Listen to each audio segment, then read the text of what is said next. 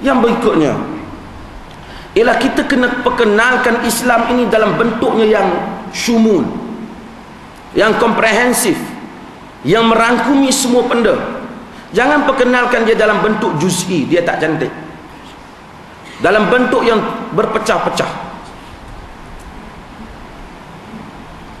Haramkan zina, kita tegaskan habis-habisan. Dalam masa yang sama kita tidak buka pintu seluas-luasnya untuk perkahwinan halal, maka tak cantik Islam. Maka dia rasa susah nak melunaskan fitrah lelaki dan wanita. Perlu, kalau zina diharamkan, betul, tiba-tiba nak kahwin, ulama tidak menegaskan dan memerangi unsur mahar yang begitu tinggi dan urusan perkahwinan yang begitu susah. Maka tak cantik dia, kerana dia terpisah-pisah. Cakap tentang wajib bayar zakat, cantik, semua bayar zakat tahun ini berjaya dikutip berapa belas juta. Tapi cara pembahagiannya tak cantik, tak sampai matlamatnya. Akhirnya artis juga yang pergi hantar bantuan. Tak boleh. Mesti Islam dalam bentuk yang sempurna. Kemudian mestilah mengurangkan daripada membahaskan satu masalah berlebih-lebihan. Saya nak sebut yang saya sebut pada tuan-tuan pada beberapa siri yang pasal itu, di mana Dr. Yusuf Qaradawi menyebut pada suatu bulan Ramadan kami menghadiri kuliah tentang berhubung dengan wudu dan berhubung dengan air. Sebulan Ramadan hanya kuliah berhubung dengan bersuci saja, sehingga kan aku sebut pada kawan-kawanku, kata kita ni 30 malam dah tak keluar lagi daripada bilik air ni. 30 malam dah kata. Maka membahaskan satu benda yang susah. Saya menyebut saya ingin membaca sebahagian yang disebut oleh beliau. Dia kata, waqad kana ar-rajulu ya'ti min al-badiyati ila an-nabi sallallahu alaihi wasallam fayata'allamu al-wudu' was-salata bimusyahadati wudu'in nabiyil karim wa salatahu maratin ma'dudah. وقد قال صلوا كما رأيتموني أصلي وقد يوجهه ببعض الإرشادات والتوجيهات ثم يعود إلى قومه وقد تفقه في الدين ليعلم قومه ما تعلمه. Kata dia, sesungguhnya satu orang Badui datang daripada padang pasir kepada Nabi SAW. Bila datang dia belajar wudu, dia belajar salat dengan tengok wudu Nabi dan tengok solat Nabi. Sembahyanglah kamu seperti mana yang kamu lihat aku solat.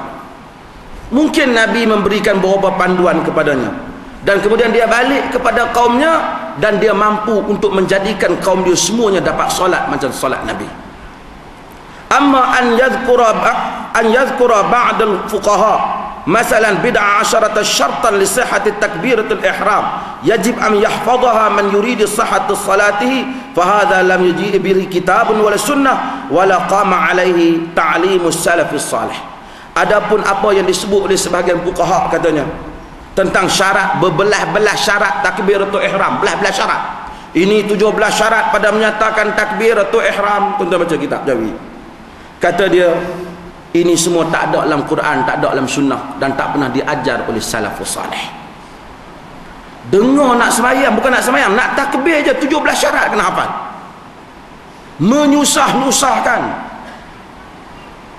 Kau ajar je Allahu Akbar, selesai. Itu pun nak kena sebulan tak habis. Sebab tu masuk Islam 2 tahun tak dapat sembahyang lagi. Baru setakat rukuk baru dah setahun dah. Mari kursus solat Nabi kita nak buat setengah hari je. Tak payah setengah hari, 2 jam je, dengan sedikit ulasan, selesai. Tuan-tuan beli buku tentang solat Nabi, tuan baca sekejap. Inilah yang menyebabkan dalam masa yang lama akhirnya agama menjadi sesuatu yang kelihatannya menakutkan, dan orang ambil masa tak apalah, aku tua-tua nantilah agama, pasal dia rasa susah. Dan kita telah menerima bahang ini, dan sekarang akhirnya barulah kita berfikir. Sekarang adanya kebangkitan Islam, nak balik semula pada agama pun akhirnya masih lagi kesan lama tu. Lebih duka cita golongan profesional, belajar tinggi-tinggi, pandai-pandai, belajar sains, belajar apa, bila datang pada agama dia jumut balik. Dia pula yang macam beku otak dia. Sedangkan Islam telah buka pemikiran orang Arab yang beku menjadi manusia yang terbuka dan membawa risalahnya kepada sekalian alam. Sebab itu salah satu sebab pantasnya agama ini berkembang ialah kerana salah satu cirinya agama ini tidak memusuhi budaya setempat yang tak bercanggah dengannya, dan kemudian ia membawa konsep Islam itu mudah dan ia boleh diamalkan oleh sesiapa saja. Orang India tak perlu buang kurta untuk mengikut Islam. Melayu tak perlu buang sampin dan songkok untuk mengikut Islam. Orang Inggeris tidak perlu buang tie dan kot untuk mengikut Islam. Ia perlu berakidah dengan akidah Islam, beribadah dengan ibadah Nabi SAW. Tapi bila Islam itu dibudayakan dengan budaya Melayu, orang Cina takut ingin menganut Islam.